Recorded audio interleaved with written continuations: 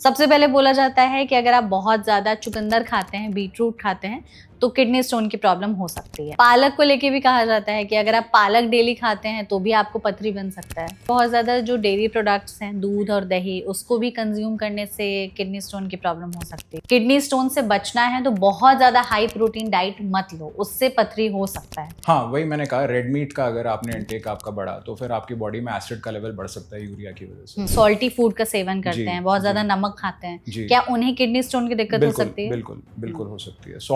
Salt is one of the biggest factors जो implicate होते हैं किडनी स्टोन्स के फॉर्मेशन में इन द लॉन्ग टर्म। तो ये ज़्यादा टमाटर खाने से भी पथरी हो जाती है? वही बीज वाली बात है बीज वाली, हाँ। कि अगर उसमें सीड्स हैं तो फिर उसमें स्टोन का ज़्यादा फॉर्मेशन। कि अगर हम बियर पीते हैं तो किडनी स्टोन जो है वो डिसॉल्व हो जाएगा खुद ही। नहीं, वो एक्चुअली स्टोन का मतलब डिसॉल्व होने से ज़्यादा स्टोन इसमें कुछ स्पेसिफिक ऐसे खाने की चीज़ें हैं जो सच में किडनी स्टोन के खतरे को बढ़ाती हैं? देखिए, जैसे अब कॉमनली हम एक चीज़ खाते हैं जिसको कहते हैं चॉकलेट।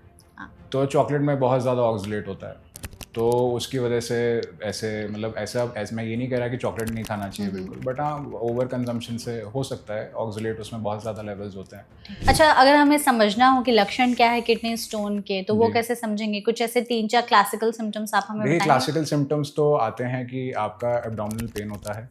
वो स्टोन के लोकेशन के हिसाब से होता है कि वो अराउंड दी अम्बलाइकस, जिसे हिंदी में नाभि कहते हैं, उसके आसपास हो रहा है, कि हमारी बॉडी के साइड में जिसे हम कहते हैं फ्लैंक, वहाँ पे हो रहा है।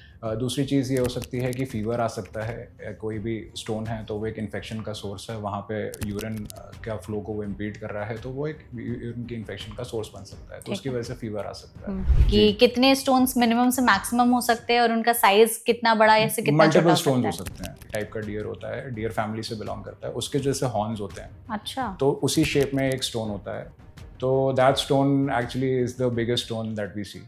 ओके, उतना बड़ा हो सकता है? उतना बड़ा भी हो सकता, मतलब तो अगर जैसे हम कैसे समझे कि किडनी स्टोन इतना ज़्यादा सीवियर है कि सर्जरी की नीड पड़ रही है और इतना कम है कि दवाइयों से ही ठीक होकर के वो खुद ही निकल जाएगा? वो लोकेशन के ऊपर है। ओके। लोकेशन के ऊपर है, वो स्टोन का कब वो आके वो जिस एरिया में भी फंसा है, वो कब फंसा है, उसने कोई बैक प्रेशर की वजह से किडनी के में स्वेलिंग तो नहीं क्रिएट करी है, किडनी के यूरिनरी फ्लो ऑब्स्ट्रक्ट तो नहीं हो रहा है, यूरिन में बार बार इन्फेक्शन तो नहीं हो रहा है, यूरिन में ब्लीडिंग तो नहीं हो रहा है, तो बहुत सारे ग्रेड्स हैं कि जिससे हम बता सकते हैं कि सिविरिटी क्या है।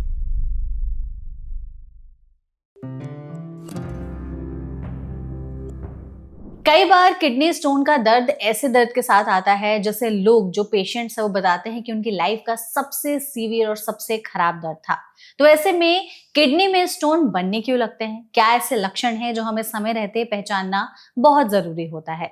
और कब ये दवाइयों के साथ ठीक हो सकता है और कब इसमें सर्जरी की नौबत आ सकती है? इसके अलावा क्या ऐसी लाइफस्टाइल में हम गलतियां कर रहे होते हैं जिसकी वजह से किडनी में स्टोन बनने लगता है? और इसको हटाने का प्रोसीजर क्या है? हम ऐसी क्या चीजें अपनी लाइफस्टाइल में अपना सकते हैं जिससे इस तरीके की प्रॉब्लम से हम खुद को बचा करके रखें? अगर आप, आपके परिवार या फ्रेंड्स में किसी को भी किडनी स्टोन हो चुका है, या अगर आप चाहते हैं अपने फ्रेंड्स और फैमिली मेंबर्स को इस तरीके की बीमारी से बचा कर रखना, तो आप एकदम सही जगह पर आए हैं, क्योंकि आज के पॉडकास्ट में हम किडनी स्टोन पर ही बहुत ही डिटेल में सारी बातचीत करेंगे, जिसके लिए हमारे साथ एक बहुत ही स्पेशल एक्सपर्ट मौजूद हैं। हमारे साथ हैं डॉक्टर सौबीर घोष, जो कि कंसल्टेंट हैं नेफ्रोलॉजी और kidney transplant medicine department, PSRI hospitals में। तो डॉक्टर, सबसे पहले तो इस सेशन में आपका बहुत बहुत स्वागत है। Thank you for having me here. Thank you so much हमारे साथ जुड़ने के लिए। एंड आई एम श्योर आपके पास ऐसे बहुत सारे पेशेंट्स आते होंगे जो पथरी की समस्या लेकर के आए दिन OPD में विजिट करते ही होंगे, और जिस हिसाब से हमारी लाइफस्टाइल बदली है तो किडनी स्टोन के केसेस भी बहुत ज्यादा बदले हैं। हालांकि डॉक्टर, इसके अराउंड में ना बहुत सारे ऐसे मिथ्स है, स्पेशली फूड रिलेटेड, कि किडनी स्टोन में क्या खाना चाहिए, क्या नहीं खाना चाहिए, या किन चीजों से पथरी बनने लगता है। तो हमारे पास कुछ लिस्ट ऑफ फूड आइटम्स है। सबसे पहले इस पॉडकास्ट की शुरुआत उसी से करते हैं कि प्लीज आप बताइएगा कि क्या इन खानों को खाने से सच में पथरी बनने लगता है या नहीं? सबसे पहले बोला जाता है कि अगर आप बहुत ज्यादा चुकंदर खाते हैं, बीटरूट खाते हैं, तो किडनी स्टोन की प्रॉब्लम हो सकती है। इस बात में है सच्चाई? नहीं है। तो इसको थोड़ा सा एक्सप्लेन करिएगा। मतलब ऐसे बहुत सारे फैट्स हैं, जैसे कि सबसे पहले है कि जिन चीज़ों में सीड्स होते हैं, बीज होते हैं, गुआवा, ये इन जैसे चीज़ों की वजह से भी किसी को किडनी स्टोन्स हो सकते हैं। बट जो क्लिनिकल रिसर्च है, जो क्लिनिकल ट्रायल्स है, उसमें देखा गया है कि ऐसा नहीं है। जिन चीज़ों के साथ लिंक देखा गया है वो है जैसे कि रेड मीट, क्योंकि रेड मीट अगर हम ज़्यादा खाते हैं तो फिर उसकी वजह से हमारी बॉडी में एसिड का लेवल बढ़ता है। वो एसिड का लेवल यूरिन में भी बढ़ता है और उसकी वजह से एसिडिक स्टोन्स किडनी में हो सकते हैं। तो अगर कोई चुकंदर खाता है रोज तो उसे किडनी स्टोन की प्रॉब्लम नहीं होगी? नहीं होती। ठीक है। पालक को लेके भी कहा जाता है कि अगर आप पालक डेली खाते हैं तो भी आपको पथरी बन सकता है। हाँ, पालक इम्प्लिकेटेड है, कैल्शियम ऑक्सलेट स्टोन्स में इंडिकेटेड है पालक। तो इसमें ये रहता है कि अगर हमें पता है कि स्टोन का टाइप क्या है तो फिर हम उसमें हम जा सकते हैं। बट बात यह है कि अगर स्टोन का टाइप हमें नहीं पता है, इन जनरल एक ब्लैंकेट स्टेटमेंट देना कि पालक बिल्कुल ही नहीं खाना चाहिए या फिर कम खाना चाहिए, वो थोड़ा गलत होगा। तो it also depends on a lot of factors, not just पालक। इट डिपेंड्स, मतलब आपके लाइफस्टाइल पे भी डिपेंड करता है, आपका हाइड्रेशन पे डिपेंड करता है, सॉल्ट इनटेक पे बहुत ज़्यादा डिपेंड करता है। तो बहुत सारे फैक्टर्स रहते हैं जिसकी वजह से हम स्टोन्स हमें बार बार ऐसे हो सकते हैं। तो 50-50 कह सकते हैं? 50-50 कह सकते हैं। ठीक है, ओके। बोला जाता है कि बहुत ज्यादा जो डेयरी प्रोडक्ट्स हैं, दूध और दही, उसको भी कंज्यूम करने से किडनी स्टोन की प्रॉब्लम हो सकती है। जी, तो किडनी स्टोन्स की प्रॉब्लम देखिए ऐसे, मतलब मैं फिर वापस से उसी बात पे आऊँगा कि मल्टीपल फैक्टर्स होते हैं उसमें इंक्लूडेड। एक डाइटरी आइटम इम्प्लिकेटेड ऐसे नहीं होता है कि एक ही चीज़ को हम बार-बार खाते हैं, क्योंकि dairy products I think India में बहुत लोग खाते हैं। हाँ। और बहुत लोगों को उस हिसाब से स्टोन्स नहीं होते। राइट। तो ये कहना बड़ा, मतलब एक ब्लैंकेट स्टेटमेंट ही हो जाएगा कि ये बंद कर दीजिए और ये चालू रखिए। तो बॉडी टू बॉडी भी डिपेंड करता है, बॉडी टू बॉडी पे डिपेंड करता है, mainly salt intake, hydration, physical activity, बहुत सारी चीजें, ओवरऑल सारे फैक्टर्स मिलाकर लाइफस्टाइल पर डिपेंड करता है।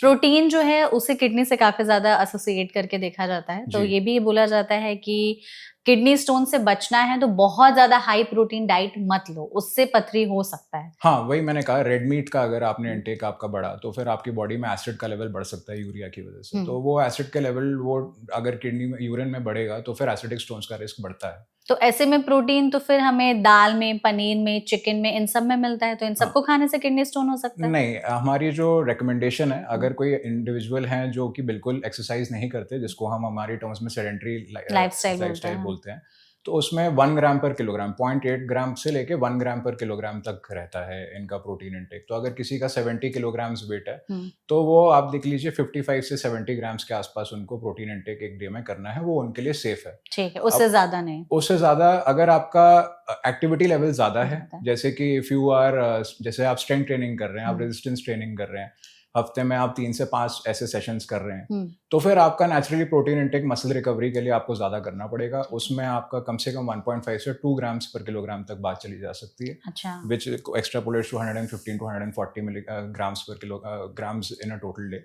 ठीक है। और अगर आप कार्डियोवैस्कुलर एक्सरसाइजेस ज़्यादा करते हैं तो भी 1 से 1.2 ग्राम्स पर किलोग्राम आपको प्रोटीन इंटेक करना चाहिए। तो ये बॉडी वेट के हिसाब से? ये बॉडी वेट के हिसाब से होता है। और इसमें ये रहता है कि सोर्सेज जो हैं प्रोटीन के, वो आपको देखने पड़ेंगे। अगर आप चिकन खा रहे हैं तो जैसे उसमें लीन प्रोटीन जो होता है चिकन में, chicken breast, that is considered to be the best for the body. 100 grams chicken breast में there is around 25 grams of protein. And साथ ही साथ आपका जो आपने और जो चिकन के साथ साथ बोला दाल, तो dal is not primarily a very big protein source. मतलब अगर देखा जाए तो घर की जो एक कॉमन कटोरी होती है सबके घर में, उसमें मैक्सिमम 4 से 5 ग्राम्स प्रोटीन होता है, ज्यादा नहीं होता है। ज्यादा नहीं होता। तो एग्स बहुत अच्छा सोर्स है। और मतलब अगर आप लिमिट में खा रहे हैं तो कोई ऐसा इशू होना नहीं चाहिए। जी।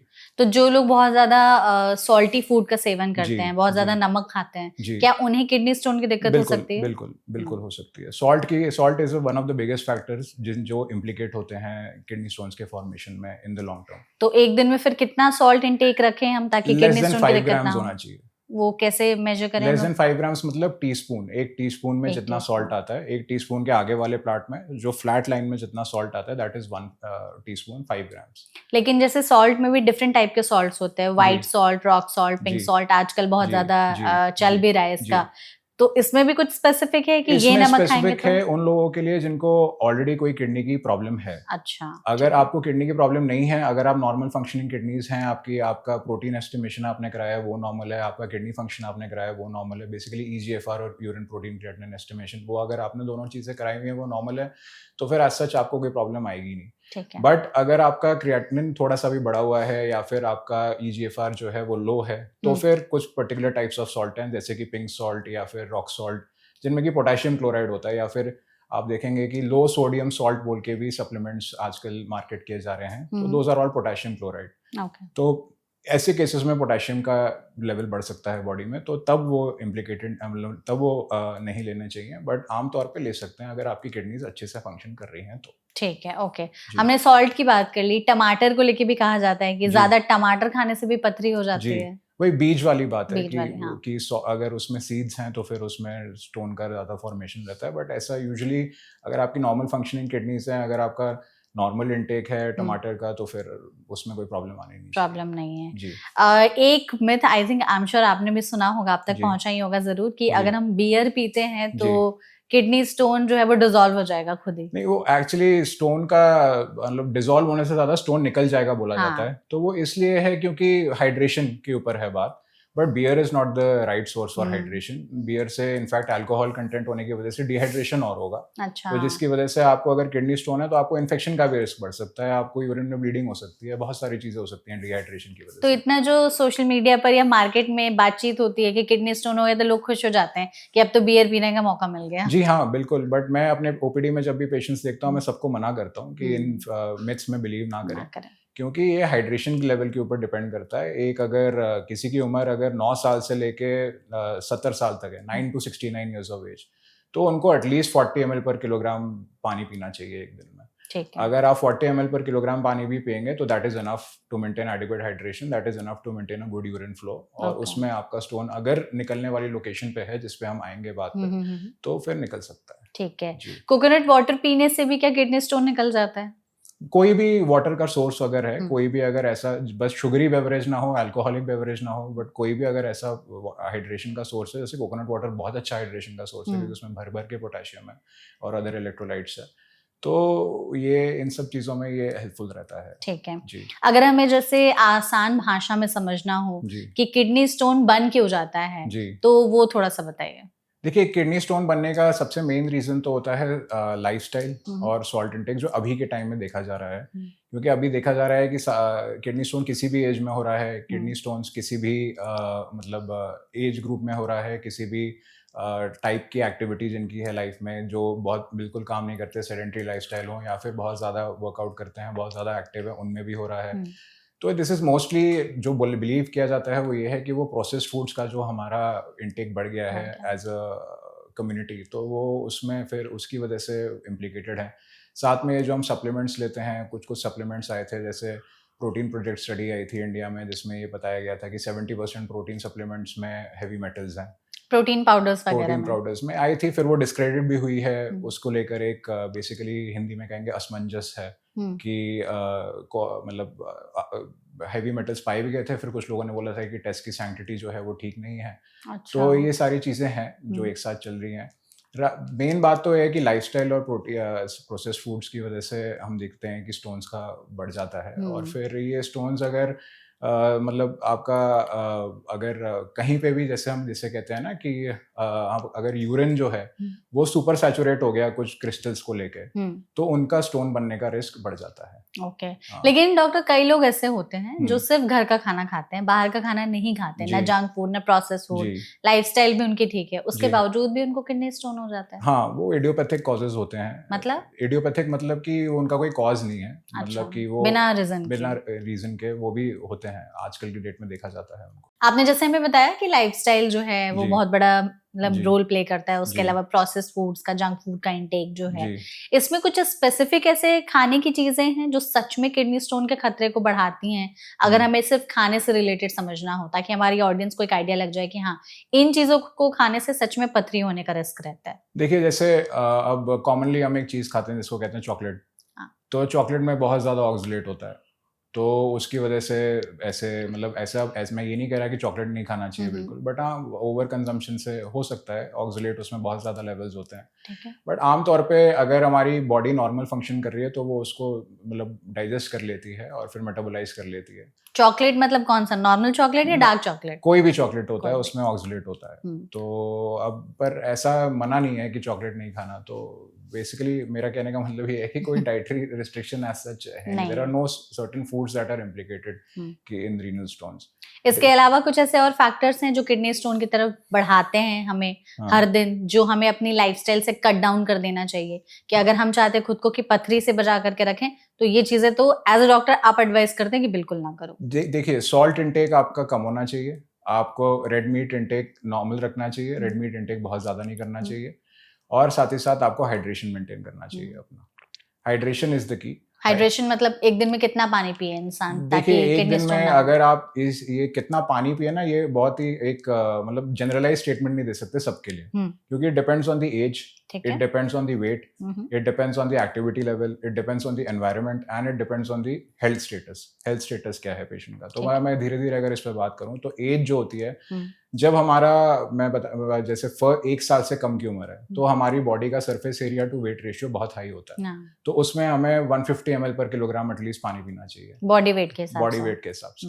सिमिलरली फिर 1 से 9 ईयर्स की उम्र में, जिसको हम उसमें हम ट्राई करते हैं कि 50 से 100 ml पर किलोग्राम हमारा रहे। अब 9 ईयर्स से 69 ईयर्स की उम्र में, मतलब 9 ईयर्स से 18 ईयर्स में अगर आप देखें, तो 40 से 60 ml पर किलोग्राम हमें पीना चाहिए पानी।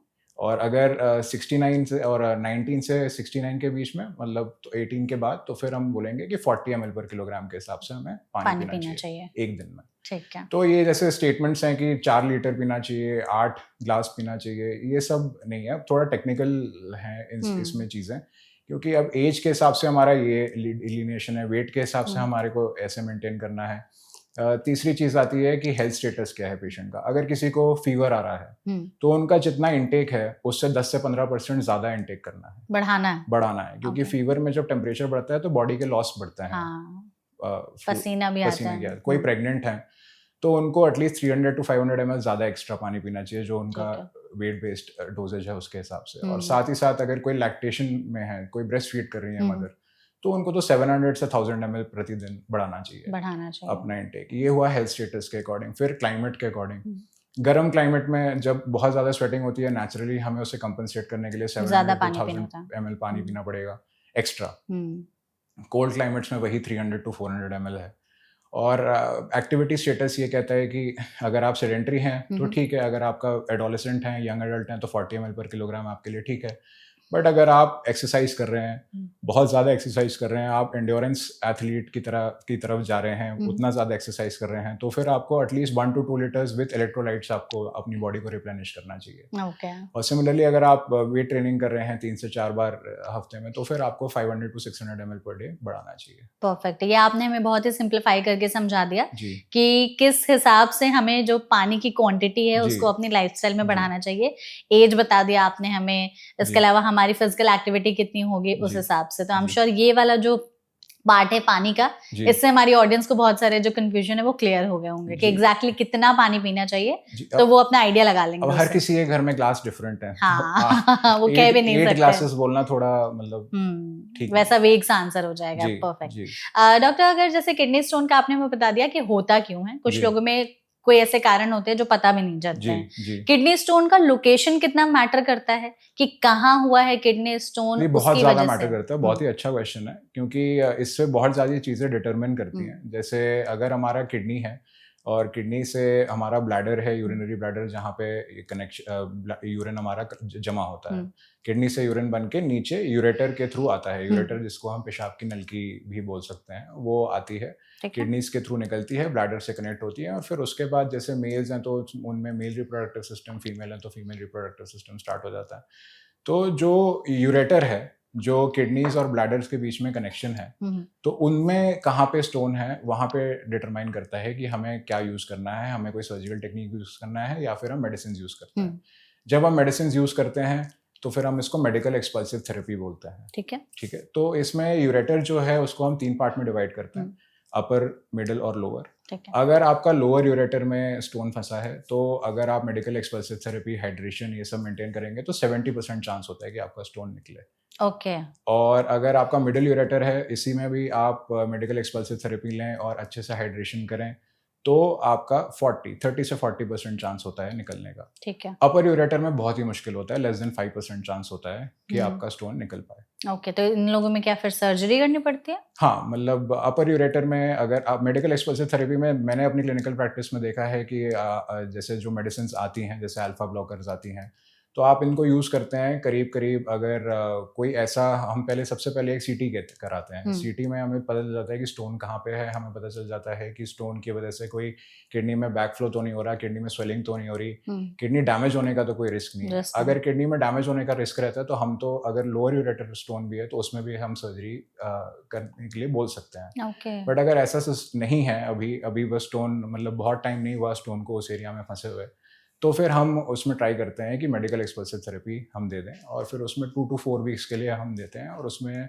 70% में आप क्लिनिकल प्रैक्टिस में भी स्टोन एक्सपेल हो जाता है। अच्छा, अगर हमें समझना हो कि लक्षण क्या है किडनी स्टोन के, तो वो कैसे समझेंगे? कुछ ऐसे 3-4 क्लासिकल सिम्टम्स आप हमें बताएंगे? क्लासिकल सिम्टम्स तो आते हैं कि आपका एब्डोमिनल पेन होता है, वो स्टोन के लोकेशन के हिसाब से होता है कि वो अराउंड दी अम्बलाइकस, जिसे हिंदी में नाभि कहते हैं, उसके आसपास हो रहा है कि हमारी बॉडी के साइड में, जिसे हम कहते हैं फ्लैंक, वहाँ पे हो रहा है। दूसरी चीज़ ये हो सकती है कि फीवर आ सकता है, कोई भी स्टोन है तो वो एक इन्फेक्शन का सोर्स है, वहाँ पे यूरिन का फ्लो को वो इम्पीड कर रहा है तो वो एक यूरिन की इन्फेक्शन का सोर्स बन सकता है, तो उसकी वजह से फीवर आ सकता है। फीवर, फ्लैंक पेन, साथ ही में यूरिन में आपके ब्लीडिंग आ सकती है, खून आ सकता है यूरिन में किडनी स्टोन्स की वजह से। कलर भी चेंज हो जाता है यूरिन का? कलर बेसिकली देखिए हाइड्रेशन से रिलेटेड है। फिर से अगर आप पानी कम पीते हैं तो आपको डार्क कलर्ड यूरिन आएगा। यूजुअली जो नॉर्मल कलर होता है वो लाइटिश येलो होता है। तो एकदम डार्क येलो अगर आने लगे तो समझ जाना चाहिए कि हम डिहाइड्रेट हो रहे हैं। अगर बहुत ज्यादा वाइट आ रहा है तो इसका मतलब हम ओवरहाइड्रेट हो रहे हैं। अच्छा, ओके। तो ये जो 3-4 क्लासिकल सिम्टम्स है किडनी स्टोन के। पेन जो कहा जाता है कि ऐसा दर्द होता है कि आपको लाइफ टाइम में कभी ऐसा दर्द ना हुआ हो। बिल्कुल। तो वो पेन किस जगह पर हो रहा है उससे भी पता चलता है क्या कि किडनी स्टोन कितना सीवियर है या कितना कम है? मतलब कितना सिवियरिटी तो उसका हम डिटरमाइन नहीं कर सकते, बट हाँ ये ज़रूर बोल सकते हैं कि मतलब अगर किडनी में अम्बलाइकस के अराउंड पेन हो रहा है तो फिर हम सोचते हैं कि जो स्टोन है वो शायद थोड़ा ऊपर के सिस्टम, ऊपर मतलब यूरोजेनिटल ट्रैक्ट में ऊपर के सिस्टम में जमा मतलब एक फंसा हुआ होगा, या फिर अगर थोड़ा ब्लैडर की तरफ हो रहा है तो हम मानते हैं कि थोड़ा नीचे की तरफ है। और बाकी पेन की सिवियरिटी के हिसाब से तो ये कहना कि स्टोन कितना बड़ा है या कितना छोटा है वो थोड़ा मुश्किल है। तो अगर जैसे आपने हमें ये जो 3-4 क्लासिकल सिम्टम्स बताए, किसी को ये लक्षण समझ में आ रहे हैं, ये कितने दिनों तक रहे लक्षण तब हमें अलर्ट हो जाना चाहिए कि ये किडनी की तरफ ही इशारा है कि हाँ ये पथरी ही बन रहा है? कितने दिनों तक से ज़्यादा अगर ये लक्षण हो रहे हैं आपको, चाहे वो एक भी बार हो रहे हैं, तो फिर आपको थोड़ा ध्यान रखना चाहिए। तो फिर आपको एक बार एटलीस्ट अपना अल्ट्रासाउंड तो एटलीस्ट करा लेना चाहिए। अल्ट्रासाउंड, इसके अलावा कोई और ऐसे टेस्ट हैं जो किडनी स्टोन डिटेक्ट करते हैं? सीटी स्कैन होता है। सीटी स्कैन, हाँ, बट सीटी स्कैन में ये रहता है कि उसमें रेडिएशन यूज होती है, तो उसके साइड इफेक्ट्स तो होते हैं। उसको हम मतलब जुडिशियसली एज अ क्लिनिशियन में जुडिशियसली यूज करना चाहूँगा। तो बहुत ज़्यादा जब तक ज़रूरत नहीं हो तो फिर हम नहीं कराते हैं। तो मेनली हम अल्ट्रासाउंड से ही काम चलाते हैं, और फिर अगर हमें लगता है कि नहीं इसमें हमें ज़रूरत है तो फिर सीटी स्कैन के लिए भी जा सकते हैं। तो अल्ट्रासाउंड में कैसे पता चलता है कि स्टोन जो है वो किस लोकेशन पर, कितना साइज है उसका, उस हिसाब से आप लोग ट्रीटमेंट देते हैं? हाँ, मतलब अल्ट्रासाउंड में के हिसाब से थोड़ा साइज डिटरमाइन करना, क्योंकि एब्डोमिनल गैसेस होती हैं, ये सारी चीज़ें होती हैं जिसकी वजह से वो छोटे स्टोन्स हो सकते हैं नहीं दिखे। तो इसलिए कंफर्मेटरी तो सीटी स्कैन ही है। बट बात यह है कि अगर किसी को सिम्टम्स हुए फिर सिम्टम्स एकदम से खत्म हो गए तो फिर एक मतलब ब्रॉड एस्टिमेशन के लिए, स्क्रीनिंग के लिए आप अल्ट्रासाउंड की तरफ भी जा सकते हैं। अगर रेपिटेटिव आपको ये सिम्टम्स हो रहे हैं तो सीटी कराने में कोई हर्ज नहीं। ठीक है। किडनी स्टोन का आपने हमें लोकेशन के बारे में बता दिया, साइज कितना मैटर करता है कि कितना छोटा है स्टोन और कितने नंबर्स में है, कि कितने स्टोन्स मिनिमम से मैक्सिमम हो सकते हैं और उनका साइज कितना बड़ा या से कितना छोटा हो सकते हैं। मतलब फिर भी आपने कितने मैंने कितने मतलब आपने अपने करियर में ऐसा कुछ है कि नंबर ऑफ स्टोन्स निकाले हो, ऐसा कि बहुत ज्यादा स्टोन्स? नहीं, मैं तो देखिए मैं तो नेफ्रोलॉजिस्ट हूँ, मैं तो मेडिकल उससे ये बेटर आंसर यूरोलॉजिस्ट कर पाएंगे। हमारे तो मेडिकल एक्सप्लोसिव थेरेपी से जो लोअर यूरेट्रिक, कभी कभी मिडिल यूरेट्रिक स्टोन्स भी हम निकाल देते हैं। बट जो स्टोन्स का नंबर है और वो तो मेरे हिसाब से जो सर्जन करते हैं वो उनसे बेटर हो पाएगा। ठीक है। यूजुअली मल्टीपल स्टोन्स हमने देखे हुए हैं, बहुत सारे स्टोन्स हो सकते हैं एक ही सिंगल पेशेंट में, बहुत सारे लोकेशंस में हो सकते हैं। अलग अलग लोकेशंस में भी? हाँ बिल्कुल हो सकता है। ओके, और साइज? साइज तो देखिए जैसे ये रहता है, एक जनरल डिक्टम ये है कि अगर 10 से ऊपर है, मतलब यानी कि 1 सेंटीमीटर से ऊपर का स्टोन है, तो दैट रिक्वायर्स सर्जरी। ओके, तो मतलब मिनिमम से मैक्सिमम साइज कितना तक जा सकता है किडनी स्टोन का? मैक्सिमम साइज तो देखिए अब स्टैगहॉर्न कैल्कुलाई जिसको हम कहते हैं, वो मतलब? स्टैगहॉर्न मतलब डियर जो होता है, हम्म। डियर एक स्टैग एक टाइप का डियर होता है, डियर फैमिली से बिलोंग करता है, उसके जैसे हॉर्न्स होते हैं, अच्छा। तो उसी शेप में एक स्टोन होता है। तो that stone actually is the biggest stone that we see. तो ओके, उतना बड़ा हो सकता है? उतना बड़ा भी हो सकता, मतलब डियर के हॉर्न जितना बड़ा नहीं, हाँ बट हाँ। उस शेप में अच्छा, ओके। कंसिडरेबली बड़ा, जैसे कि मतलब 3 सेंटीमीटर 4 4 सेंटीमीटर सेंटीमीटर तक भी हो सकता है स्टोन। तो साइज जो है जी किडनी स्टोन का, क्या उससे भी डिपेंड करता है कि सिम्टम्स कितने वर्स होंगे? बिल्कुल। छोटे साइज वाले क्या कम परेशान करते हैं, बड़े वाले ज्यादा परेशान देखिए करते हैं? बड़े वाले यूरिन के फ्लो को ब्लॉक कर सकते हैं, तो यूरिन पास ही नहीं होगा? अगर दोनों तरफ है तो। ओके। अगर एक तरफ है तो हम्म। फिर तो दूसरी तरफ की किडनी में कोई प्रॉब्लम नहीं है, ठीक वो है। अपना यूरिन बनाती रहेगी। हम्म। बट अगर दोनों तरफ है, ऐसे बाइलेटरल स्टैगहॉर्न कैल्कुलाई जो कि हमने देखे हैं, हम्म। तो उसमें फिर आपका यूरिन का पूरा फ्लो ही रुक सकता है। कितने दिनों तक हुआ होगा ये पेशेंट के साथ कि यूरिन नहीं पास कर पा रहे हैं? देखिए यूरिन अगर थोड़ा सा भी अगर आ रहा है, जब पेशेंट हमारे पास पहुंचते ही ओपीडी में तब है, हम्म। जब उनका यूरिन बिल्कुल ही आना बंद हो हाँ, जाए। बंद हो जब तक जाता है। आ रहा है तो उनको लगता है कि अभी कोई प्रॉब्लम नहीं है, तो तो उस टाइम पे पेशेंट के लिए बहुत मुश्किल नहीं हो जाता होगा कि यूरिन पास करने की अर्ज तो हो रही है लेकिन कर नहीं पा बहुत रहे हैं? मुश्किल हो जाता है। तो ऐसे में फिर उनके क्या फिर ब्लैडर फूलने लगता है, ऐसा भी होता है कि? ब्लैडर फूलने से ज़्यादा हमें कभी-कभी ऐसा भी होता है कि जब हम देखते हैं कि रीनल डिसफंक्शन जिसे हम कहते हैं, किडनी फंक्शन इतना इम्पेयर हो चुका है हम्म। कि हमें कई बार पहले एक बार डायलिसिस करनी पड़ती है। पहले ही? हाँ, पहले डायलिसिस करनी पड़ती है ताकि वो पेशेंट ऑपरेशन के लायक हों। ओह माय गॉड, क्योंकि इतना मतलब सीवियर हो इलेक्ट्रोलाइट्स होते सकता हैं, है? सोडियम, पोटेशियम, ये सारी चीज़ें डिरेंज हो सकती हैं। जो हम्म। कोई लाइफ का रिस्क नहीं होना चाहिए पेशेंट की सर्जरी जाने से राइट। पहले। तो वो लाइफ का रिस्क कम करने के लिए भी हमें कई बार पेशेंट को डायलाइज़ करना पड़ता है और उसके बाद हम स्टोन की मतलब सर्जरी की तरफ जाते हैं। किडनी स्टोन जैसे ना, मतलब लोगों ने उसको बहुत नॉर्मलाइज कर दिया कि अच्छा चलो किडनी स्टोन ही तो है, ठीक हो जाएगा, लेकिन जिसके साथ हो रहा होता है वो पेशेंट ही बता सकता है कि वो कितने ज्यादा पेन में है। आपने बिल्कुल। जैसे हमें ये 3-4 सिचुएशंस बताए कि जी, इस तरीके की भी प्रॉब्लम हो सकती है, जी, यूरिन नहीं पास हो पाता जी, है, ब्लैडर में इतनी दिक्कत हो सकती है। जी, कोई ऐसा केस है जो आपको याद हो या आप हमारी ऑडियंस को बताना चाहें कि जी, शायद किडनी स्टोन की वजह से उस पेशेंट को इतनी ज्यादा तकलीफ हो रही थी जी। कि वो एकदम बर्दाश्त के बाहर चला गया था उनके लिए? देखिए कॉमनली मैं मतलब ऐसा मतलब रेयरिटी बोल के तो नहीं बोलूँगा, बट कॉमनली जो हम सिनेरियो देखते हैं उसमें भी बहुत सीवियर सिनेरियोज़ हो हम्म। सकते हैं। जैसे किडनी स्टोन की वजह से अगर कोई पेशेंट है जिनको डायबिटीज़ है अच्छा। और अनकंट्रोल्ड डायबिटीज़ है, हम्म। तो किडनी की पैरेन्काइमा का इन्फेक्शन होता है, पायलोनेफ्राइटिस उसे बोलते हैं। तो ठीक है। वो बहुत सीवियर पायलोनेफ्राइटिस हो सकती है, यहाँ तक कि बैक्टीरिया की वजह से मतलब गैस फॉर्म होने लगती है किडनी के टिश्यू के अंदर। किडनी के टिश्यू के अंदर? जी, तो एक तो डायबिटीज भी है, जी। इन्फेक्शन भी है, और किडनी के टिश्यू के अंदर गैस भी बन मतलब रही है। इन्फेक्शन की वजह से ही, जो इन्फेक्शन करने वाले बैक्टीरिया हैं उनकी वजह से ही किडनी के पैरेन्काइमा के अंदर गैस जमना शुरू हो जाता है, जिसको और इसके सिम्टम्स कैसे दिखाई देते हैं फिर? ये सीवियर पेन को लेकर आते हैं पेशेंट, सीवियर पेन, फीवर और डिक्रीज यूरिन आउटपुट, ये ओके। बहुत ही मेजर सिम्टम्स लेकर आते हैं और हम्म। इनको मैनेज करना भी डिफिकल्ट होता है। Hmm. Takes very long term antibiotic therapy to manage these type of patients. Okay. तो kidney stones can become very severe if untreated. Kidney stone में जैसे अगर है तो किडनी फंक्शन टेस्ट भी करा करके चेक करते हैं या जी, पहले? जी बिल्कुल कराना चाहिए। हाँ, क्योंकि बिल्कुल। जैसे नॉर्मल आजकल हेल्थ चेकअप्स जो आए हैं जी, उसमें एक किडनी फंक्शन टेस्ट रहता ही है, जी। तो उसमें कुछ हम ऐसे पैरामीटर्स देख सकते हैं कि ये बढ़ा या घटा है, तो हमें समझ जाना चाहिए कि शायद स्टोन बन रहा है या किडनी थोड़ी सी अफेक्ट हो रही हो। मतलब जो किडनी का इफेक्ट होना है वो तो हमें समझ में आ सकता है। वो जैसे कि ईजीएफआर जिसे हम कहते हैं, एस्टिमेटेड ग्लोमेरुलर फिल्ट्रेशन रेट, उसके में हमें पता चल सकता है कि हमारी किडनी का फंक्शन कैसा है। कैसे पता चलता है, क्या पैरामीटर होगी उसका? देखिए जैसे ग्लोमेरुलर फिल्ट्रेशन रेट होता है बेसिकली कि आपकी किडनी को कितना ब्लड मिल रहा है ठीक है। और कितना किडनी वो ब्लड फिल्टर कर पा रही है। हम्म। इसको दो तरीके हैं मेजर करने के। एक तो है कि इसको आप एस्टिमेट करें एक फॉर्मूला के थ्रू, और एक है कि इसको आप जेन्युइनली मेजर करें कोई बॉडी में डाई डाल के या फिर कोई कंपाउंड डाल के। अच्छा। बट बॉडी में डाई और कंपाउंड डालने वाला फीजिबल इसलिए नहीं होता क्योंकि वो एक इन्वेसिव टेक्निक है। उसमें पेशेंट को बहुत सारी चीज़ें और करनी पड़ेंगी, एडमिट होना पड़ेगा, उसके बाद वो डाई डाली जाएगी, तो हम ऐसे रिस्क यूजुअली नहीं लेते हैं। ठीक है। उसी जो जो क्या बोलते हैं, जो किडनी डाइज फंक्शन हैं, जो डाइज हैं उन्हीं के फ्लो के अकॉर्डिंग और पेशेंट के एज के अकॉर्डिंग, पेशेंट के वेट के अकॉर्डिंग, पेशेंट के क्रिएटिनिन लेवल के अकॉर्डिंग बहुत सारे फार्मूलाज अवेलेबल हैं। तो उसमें जो सबसे कॉमनली हम जो फार्मूला यूज़ करते हैं सीकेडी ईपीआई है। तो वो सीकेडी ईपीआई के फार्मूला के थ्रू हम ये कैलकुलेट करते हैं कि अगर इनका क्रिएटिनिन इतना है, इनका एज इतना है, तो फिर इनकी किडनी कितना ब्लड फिल्टर कर पा रही है ओके, इन अ मिनट। तो ये kidney that is known function as test है। EGFR। तो EGFR इज मोस्ट इम्पोर्टेंट। ठीक है, तो ये चीजें मतलब अगर आप किडनी फंक्शन टेस्ट के लिए जा रहे हैं तो इनका ध्यान में रख सकते हैं। हाँ, एक EGFR का टेस्ट आपको जरूर कराना चाहिए सालाना एक बार, ठीक है, और एक आपको यूरिन का प्रोटीन का एस्टिमेशन कराना चाहिए। यूरिन के प्रोटीन का। जी, यूरिन प्रोटीन क्रिएटिनिन रेशियो जिसे कहते हैं, ठीक वो है। उसको भी करने के बहुत सारे तरीके हैं, जैसे 24 आवर्स यूरिन जमा करिए और अच्छे से मतलब जमा करना है, एक एक बूंद जमा करना है, या फिर हम स्पॉट सैंपल में कर लेते हैं। स्पॉट सैंपल भी एनफ है।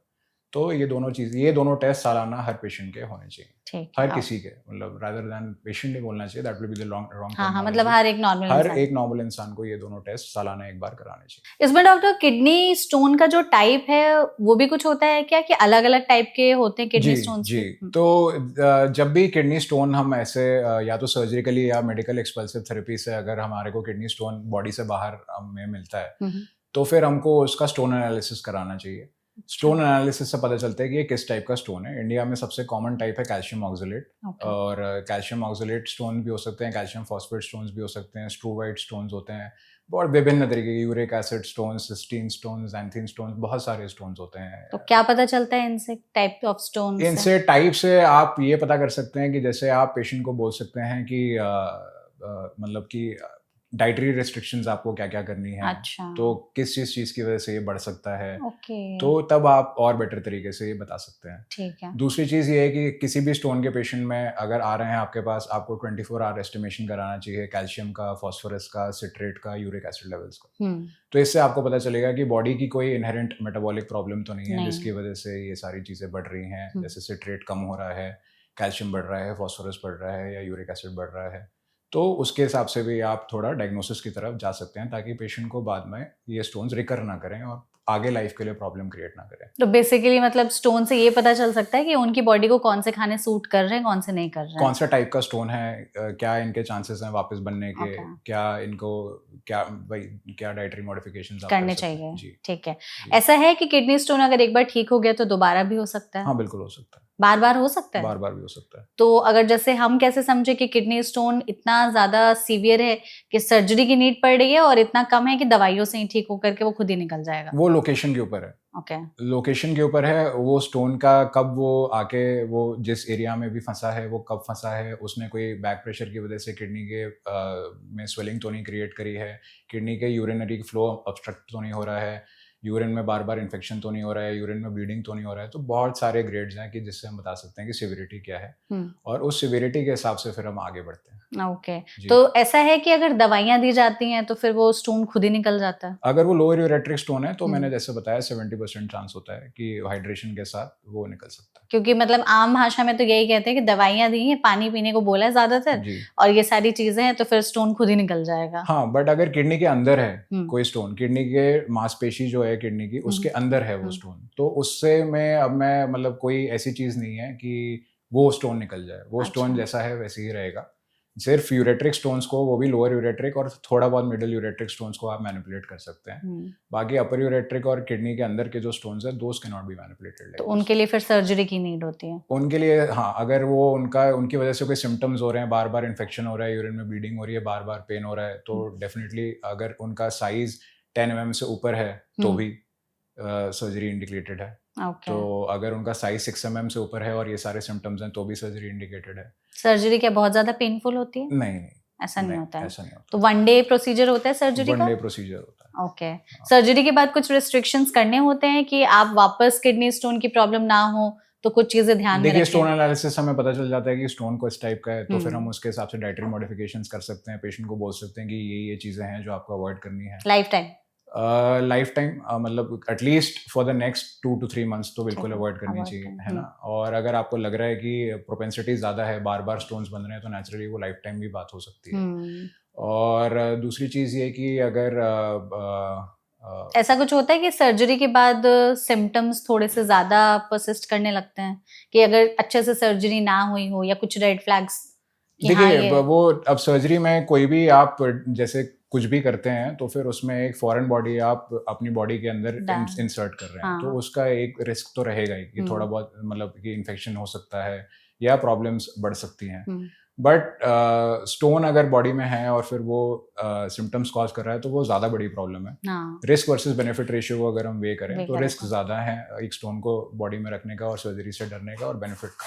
अच्छा डॉक्टर, अगर कोई चाहता है कि उन्हें किडनी स्टोन ना हो, कुछ ऐसी चीजें हैं जो आप, जैसे आप हमें जिम के बारे में बता रहे थे, तो जी। थोड़ा सा वो बताइए कि क्योंकि आजकल लोगों में जिम जाने का ट्रेंड जो है वो काफी ज्यादा बढ़ा है, जी तो उसकी वजह से या जिम में जो सप्लीमेंट्स वगैरह दिए जाते हैं, क्या जी उनकी वजह से किडनी स्टोन के केसेस बढ़ सकते हैं या बढ़ रहे हैं, ऐसा कुछ? देखिए, अगर नॉर्मल किडनी फंक्शन है तो फिर तो मुश्किल है ऐसा होना कि जिम के सप्लीमेंट्स में भी बहुत सारे टाइप हैं सप्लीमेंट्स के। सबसे पहला टाइप अगर हम बात करें जो सबसे कॉमनली यूज होता है वो है वे प्रोटीन। हाँ, तो वे प्रोटीन अगर हमारा किडनीज नॉर्मल काम कर रहे हैं, जैसे मैंने बताया ईजीएफआर नॉर्मल है, प्रोटीन का कोई मतलब लॉस नहीं हो रहा है यूरिन में, तो फिर हम अपना नॉर्मल क्या बोलते हैं प्रोटीन इंटेक का पार्ट उसको बना सकते हैं। जैसे मैंने आपको बताया नॉर्मल इंडिविजुअल है 1 ग्राम पर किलोग्राम लेना है अगर सेडेंटरी है तो, अगर कोई मतलब एक्सरसाइज नहीं करते हैं। अगर हल्की सी भी एक्सरसाइज करते हैं तो फिर 1 से 1.2। अगर बहुत अच्छी एक्सरसाइज करते हैं 4 से 5 दिन वेट ट्रेनिंग करते हैं, रेजिस्टेंस ट्रेनिंग करते हैं, चाहे घर पे करते हो चाहे जिम में करते हो, तो भी आपको एटलीस्ट 1.5 से 2 ग्राम्स पर किलोग्राम तक भी आप प्रोटीन अपना बढ़ा सकते हैं। तो इसमें अगर आपकी किडनी में कोई बेसलाइन फंक्शन नॉर्मल है और फिर आपका जो प्रोटीन इंटेक है वो इसी लिमिट के अंदर है, चाहे वो वे प्रोटीन के थ्रू हो, तो वो आप ले सकते हैं, उसमें एज सच कोई प्रॉब्लम नहीं है।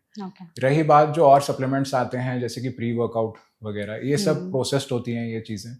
तो मेरा पर्सनली ये मानना है और कि प्रोसेस्ड चीज़ों को एकदम मिनिमम रखना है अगर हम किडनी स्टोन्स के पर्सपेक्टिव से सोच रहे हैं। बिल्कुल, क्योंकि आजकल हम सब जानते हैं कि इसका चलन बहुत ज़्यादा बढ़ गया है जी और specially junk food, processed food, frozen foods, जी तो इन सबको खाने की वजह से वैसे तो बहुत सारी बीमारियां होती हैं, जी। किडनी स्टोन भी एक बीमारी हो बिल्कुल सकती है, है। बिल्कुल इम्प्लिकेटेड है उसमें। और फिर इसमें ये तो मैं चाहूँगा कि अगर हम सप्लीमेंट्स के तौर पे किडनी स्टोन से कोरिलेट कर रहे हैं तो ये जो सप्लीमेंट्स बहुत ज़्यादा प्रोसेस्ड हैं, प्री वर्कआउट हो गया, अभी जैसे ब्रांच चेन अमीनो एसिड्स ले रहे हैं लोग, आइसोल्यूसिन, ल्यूसीन, वैलिन, जिनका कोई फायदा नहीं है उन तीनों को लेके। आपको जब तक 9 के 9 एसेंशियल अमीनो एसिड्स नहीं मिलते तब तक आपका मसल प्रोटीन सिंथेसिस नहीं होगा। तो ये भी आपको नहीं करना चाहिए। साथ ही साथ फैट बर्नर्स आते हैं, फैट बर्नर्स में तो बिल्कुल ही नहीं लेने चाहिए। उनमें 1,3 डाइमिथाइल अमीन होता है जिसको जर्मानिया एक्सट्रैक्ट नाम के इंग्रेडिएंट लिस्ट में जर्मानिया एक्सट्रैक्ट नाम से वो मिलता है। So these have been implicated in causation of kidney stone as well as renal injury. तो उनकी वजह से बहुत सारी मतलब प्रॉब्लम्स आ सकती हैं, तो अवॉइड करना चाहिए। तो फैट बर्नर्स अवॉइड करने चाहिए मेरे हिसाब से। प्री वर्कआउट जैसी चीज़ें जो बहुत ज़्यादा प्रोसेस्ड हैं वो अवॉइड करनी चाहिए। मेरे से लोग पूछते हैं आके कि हम ये ले लें कि ना लें, तो फिर मैं यही बोलता हूँ कि आप कोई भी हिस्ट्री उठा के देखिए, आप इंडियन हिस्ट्री उठा के देखिए, रोमन हिस्ट्री उठा के देखिए, ग्रीक हिस्ट्री उठा के देखिए, और there were people there. Greek history में अकेलीस थे, रोमन हिस्ट्री में स्पार्टन्स थे, हमारे में जैसे महाराणा प्रताप हैं, ऐसे टाइप के हमारे फोकलोर में लोग हैं जो अपने फिजिकल एक्सेलेंस के लिए आज भी जाने जाते हैं। तो उनका ना कोई प्री वर्कआउट था तब, ना कोई ब्रांच चेन अमीनो एसिड्स थे। तो हमको थोड़ा प्रोसेस फूड को कम करना पड़ेगा अगर हम चाहते हैं कि हमें लाइफस्टाइल डिसऑर्डर्स ना हो आगे जाके। बिल्कुल, जैसे कि डायबिटीज, ब्लड प्रेशर या इवन किडनी स्टोन। तो डॉक्टर, जैसे आपने हमें इतनी सारी चीजें बताई, एक हमें ये भी बताइएगा कि किडनी स्टोन की वजह से क्या दूसरे बॉडी ऑर्गन भी डैमेज हो सकते हैं या दूसरी बीमारियां भी अफेक्ट हो सकती हैं, तो उसके बारे में थोड़ा सा बताइए। देखिए, किडनी स्टोन की वजह से सबसे कॉमनली जो हम देखते हैं इन्फेक्शन हो सकता है। इन्फेक्शन कहाँ पर? इन्फेक्शन यूरिनरी ट्रैक्ट में, है ना। यूरिनरी ट्रैक्ट इन्फेक्शन हो सकता है, या जैसे मैंने आपको समझाया किडनी के पैरेन्काइमा का इन्फेक्शन जिसे पाइलोनेफ्राइटिस कहते हैं वो हो सकता है। तो अगर बॉडी में कोई भी ऐसा सेप्सिस का सोर्स है, बॉडी में ऐसा कोई भी इन्फेक्शन है, तो वो ब्लड की वजह से स्प्रेड कर सकता है। और बाकी सारे ऑर्गन्स उससे कॉम्प्रोमाइज हो सकते हैं। तो बाकी सारे organs as in heart, liver, lungs, हर जगह जहाँ पे भी ब्लड आता है, मतलब जिसको कहते हैं मल्टी ऑर्गन डिसफंक्शन। तो अगर इन्फेक्शन कंट्रोल में नहीं रहेगा तो मल्टी ऑर्गन डिसफंक्शन की तरफ पेशेंट जा सकते हैं। एक बार अगर किडनी स्टोन होता है तो वो किडनी को कितना डैमेज करता है? नहीं, ये अगर जरूरी नहीं है कि हमेशा डैमेज करेगा। अच्छा, नहीं कर सकता जरूरी। ऐसा नहीं है कि हमेशा डैमेज ही करेगा। अगर आपका किडनी स्टोन निकालने से पहले भी ईजीएफआर प्रोटीन एस्टिमेशन ठीक है, अगर आपका किडनी स्टोन निकालने के बाद भी ठीक है, तो that means it has not caused any damage. Okay. अच्छा, किडनी स्टोन में ऐसा है क्या कि किडनी डायलिसिस या फिर ट्रांसप्लांट तक की भी नीड आ जाती है? देखिए, अगर परसिस्टेंट ऑब्स्ट्रक्टिव यूरोपैथी है, जिसको मतलब सॉरी इसको काट दीजिएगा। हाँ ठीक है। तो मतलब इट मींस कि अगर किडनी स्टोन्स बहुत बार हुए हैं, बहुत उनसे इन्फेक्शंस हुए हैं, या फिर किडनी स्टोन्स को अनट्रीटेड छोड़ा गया है, उन्होंने किडनी के ड्रेनेज सिस्टम को पूरी तरीके से खराब कर दिया है, तो किडनी में ऐसी स्वेलिंग आई है जो किडनी का जो फंक्शनल पार्ट है वो बिल्कुल थिन्ड आउट हो गया है। ठीक है। तो इसका मतलब वो किडनी काम नहीं कर रही है। अच्छा। तो अगर वो किडनी काम नहीं कर रही है, आमतौर पे हम ऐसा टेस्ट कराते हैं जिससे हम कहते हैं DTPA रीनोग्राम। तो उससे हमें पता चल जाता है किडनी का स्प्लिट फंक्शन कितना है। तो अगर कई बार ऐसे केसेस होते हैं जिसमें एक किडनी में जिसमें ऑब्स्ट्रक्शन था और एक किडनी जिसमें ऑब्स्ट्रक्शन नहीं था, तो जो ऑब्स्ट्रक्शन वाली किडनी है उसमें हमें पता चलता है कि कोई फंक्शन ही नहीं बचा है, मतलब काम करने के लायक ही नहीं बची, काम करने के लायक ही नहीं बची है। तो हमें कई बार यूरोलॉजिस्ट के साथ कम्युनिकेशन में आके हमको वो किडनी निकलवानी पड़ती है, क्योंकि आगे जाके वो एक सोर्स ऑफ इन्फेक्शन बनती है। किडनी निकालनी पड़ती है? कई बार होता है। स्टोन में भी? स्टोन में भी। ओके। अगर अनट्रीटेड छोड़ा जाता है तो उसमें फिर डायलिसिस और ट्रांसप्लांट तक नहीं, अगर आपकी सिंगल किडनी है बची हुई है और तो उसमें तो आप एक किडनी पे आराम से रह सकते हैं। जैसे हम ट्रांसप्लांट में देखते हैं कि एक डोनर होते हैं, एक रेसिपिएंट होते हैं। तो जो डोनर है उन्होंने एक अपनी किडनी दे दी, डोनर के पास भी एक किडनी है और रेसिपिएंट की पास भी एक ही फंक्शनिंग किडनी। ठीक है। बाकी दो किडनी फंक्शन नहीं कर रही है, इसलिए वो ट्रांसप्लांट की तरफ जा रहे हैं। तो एक किडनी पे आराम से एक पेशेंट अपनी लाइफ सस्टेन कर सकता है, चाहे वो डोनर हो चाहे वो रेसिपिएंट हो। ओके। तो सिमिलरली अगर रीनल स्टोन है, अगर वो यूनिलेटरल रीनल स्टोन है, तो फिर दूसरी किडनी की वजह से पेशेंट आराम से विदाउट डायलिसिस भी सर्वाइव कर सकते हैं। बट एक किडनी में डैमेज आने की वजह से दूसरी किडनी में भी डैमेज आ सकता है, इसलिए हमें अनट्रीटेड नहीं छोड़ना चाहिए। टाइमली ट्रीटमेंट कराना बहुत जरूरी है। बिल्कुल। हम चाहते हैं डॉक्टर कि आप हमें एक एडवाइस जरूर दें हमारी ऑडियंस के लिए, कि अगर वो चाहते हैं कि आज के समय में किडनी स्टोन पथरी की समस्या से वो खुद को बचा करके रखें, तो क्या वो ऐसी चीजें हैं जो अपनी लाइफस्टाइल में इंप्लीमेंट कर सकते हैं सो दैट इस तरह की बीमारियों के रिस्क को वो कम से कम कर सकें? देखिए, सबसे पहले प्रोसेस्ड फूड्स का इंटेक कम करिए। दूसरी बात, ज्यादा से ज्यादा होल फूड्स की तरफ जाइए, नेचुरल चीजों की तरफ जाइए, फ्रोजन चीजों की तरफ मत जाइए। ठीक है। बाहर से जो हम रेस्टोरेंट वगैरह से खाना मंगवाते हैं वो थोड़ा कम करिए, क्योंकि वो बहुत ज्यादा सॉल्ट डालते हैं। सॉल्ट को अपना रिस्ट्रिक्टेड रखिए, एडिक्वेट हाइड्रेशन रखिए, और किसी भी सिम्टम को अगर ये ऐसा आता है, fever, flank pain, abdominal pain, urine में ब्लीडिंग, यूरिन करते हुए जलन, तो इसको नजरअंदाज मत करिए। इसको आप ढंग से एवेल्युएट करिए, किसी नेफ्रोलॉजिस्ट के पास आइए और जो वो एडवाइस दें उसको फॉलो करिए। बिल्कुल, परफेक्ट। तो आई थिंक इस सेशन में आपने हमें किडनी स्टोन के बारे में हर एक एस्पेक्ट पर बहुत ही डिटेल जानकारी दी है। आई एम श्योर ये जो सेशन है हमारी ऑडियंस के लिए बहुत ही ज्यादा यूजफुल होने जा रहा है, एंड आई होप आपको भी इस सेशन में अच्छा लगा होगा हमारे साथ जुड़कर। थैंक यू सो मच हमारे साथ जुड़ने के लिए और अपने इतने इन्फॉर्मेशन को हमारे साथ और ऑडियंस के साथ शेयर करने के लिए। And thank you so much audience, आपने इस वीडियो को यहाँ तक देखा। अगर आपको ये वीडियो अच्छी लगी हो तो इसे शेयर जरूर करिएगा। अगर आपके मन में कोई और भी सवाल रह गए हो किडनी स्टोन से रिलेटेड, तो कमेंट सेक्शन के जरिए आप पूछ सकते हैं। हम पूरी कोशिश करेंगे डॉक्टर के जरिए ही सभी सवालों के जवाब देने के। ऐसे और भी सेशंस के लिए फॉलो करते रहिए NBT लाइव। Thank you.